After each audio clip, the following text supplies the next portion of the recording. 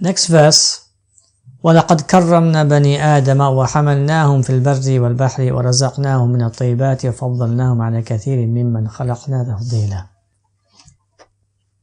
One of the problems we are facing today of us being individualistic is that we do not travel much. And if we do travel, the travel is simply for entertainment and relaxation. However, Allah subhanahu wa ta'ala, one of the honoring He gave is that Allah subhanahu wa ta'ala gave us the ability and the capability to innovate and create and produce and bring out and make our life more efficient and effective and luxurious and comfortable, more peaceful and more harmonious. He gave that authority and the power in our abilities and capabilities. This world is huge. We hardly travel to one or two countries. And even if we travel, it's for either Hajj and Umrah or either for entertainment. And the grandeur of us creation, we will not realize unless we start to travel. And nowadays we have the opportunities from people before us to easily travel and see the world and realize how great we human beings as a creation we are and also can be. And also how great we Muslims were and can be again. In terms of innovation, creativity and ingenuity. One of the greatest distinguishing things about us humans than the angels and jinns is that the angels and jinns, they themselves can change into shapes and forms. We human beings cannot do that. But even though we cannot do that, Allah subhanahu wa ta'ala gave us an inability to make things by which we can then shape our body within it. And do exactly what they are able to do, the angels and jinns are able to do through those things that we make. So the angels can fly, the jinns can fly, we can make aeroplanes and fly. So Allah gave us this inability to do this. And that's what He means in that verse. وَلَقَدْ كَرَّمْنَا بَنِي آدَمَ. We have honored the human being through innovations. Giving them the inability to produce, invent and create and bring out the best of this world for their comfort and luxury. In order to make their life more living and more prosperous and more comfortable. Wallahi, travel the world. Go out there, travel. Every year try to travel. It doesn't cost much to travel, subhanallah. Travel, but travel with a mission and a vision. Don't just travel for the sake of traveling and for the sake of this entertainment. Travel with a vision and a mission. Yeah? We have restricted the whole world to what the TV is portraying to us. The whole world has come into the box of the TV or the social media and what they are portraying to us. So, one of the greatest honor is that Allah subhanahu wa ta'ala has given us the ability and capability to attain information, to attain knowledge, and then to produce. That's where the honor lies. The honor doesn't necessarily lie in the essence of the actual ability and capability. It lies on utilization of that inner and outer ability and capability, and then producing something. And then producing something that makes human beings' life more efficient and effective and more prosperous and more peaceful and more harmonious.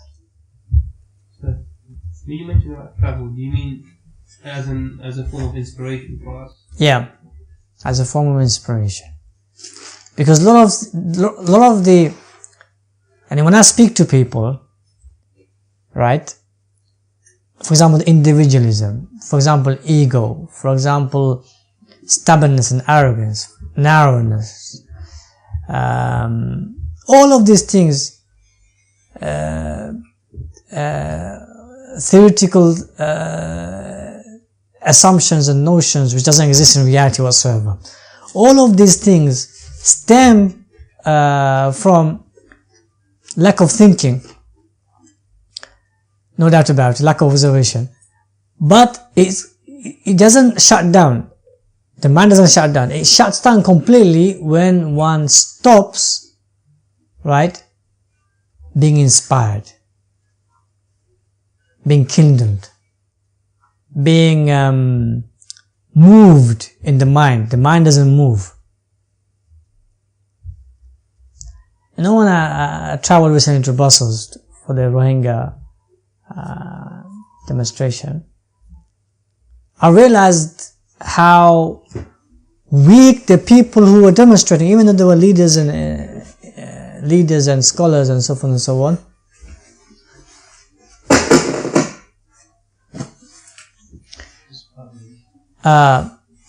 even though they were leaders and scholars and influential people of the community, but I still realized those people who went there, how weak they were. How weak they were in terms of the world structure and policies and strategies and realities. So even though in their community they are known and they were well acquainted, they have good network, they have wealth, you know, they're prosperous people, but they are in terms of world international affairs, they are very weak, very weak. But even though we realize that, with the same token, we realize also the opportunities they have and others have to empower what's right and what's upright, what's correct. The opportunities are also there, great. So, even though in the beginning our person was weeping, I was crying because I realized, subhanAllah, we are so weak. But at the end of the trip, when I was walking around and going to different places of power, I began to see the opportunities also, witness it. Spoke to one of the one of the members of the European parliamentary person, spoke to him, I spoke to other few people, and began to realize the great opportunities.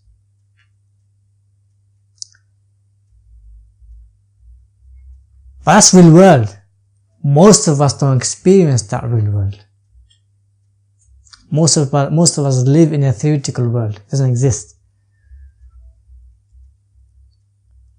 So the actual manifestation of the will of Allah doesn't get manifested because we are not seeing the will of the shayateen being manifested. We're not witnessing the will of the shayateen being manifested, exactly when they're planning, how they're executing. We're not seeing that. So thereby we cannot counter-attack it or counter it because counter the will of Allah Jalla wa Ala, because we're not even there to witness the will of the shayateen being manifested. So bulk of us, we live in a theoretical world. So it's so important that we travel. We travel and we begin to inspire our hearts and minds to kindle a light that can, if you can't think deep, at least whatever level you can think in order for it to produce. And you start producing. Not all can think deep, that's understandable. But all have to produce. All have to produce. And the honor lies in production. The honor lies in the production.